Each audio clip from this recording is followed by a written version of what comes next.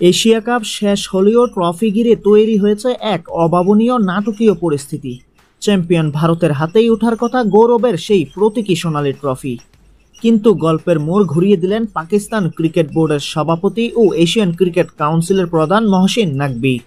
Cricket ভিত্তিক স্বনামধন্য website ক্রিকবাজের প্রতিবেদনে জানানো হয়েছে নাকভি রাজি আছেন ভারতকে ট্রফি ও পদক তুলে দিতে, তবে সত্য স্পষ্ট ও একেবারে অনন্য, ট্রফি ভারতের হাতে তুলবেন তিনি নিজের হাতেই। শুধু তাই নয়, এই উপলক্ষে বিশেষ এক জাঁকজমকপূর্ণ অনুষ্ঠানের আয়োজনের কথাও জানিয়েছেন তিনি। নাকভির ইচ্ছা আন্তর্জাতিক অঙ্গনে আলোচনার কেন্দ্রবিন্দু হয়ে উঠুক সেই মুহূর্ত, যেন সবার চোখের সামনে ইতিহাস গড়ে ওঠে, আর তিনিই হন সেই ইতিহাসের সাক্ষী ও নির্মাতা।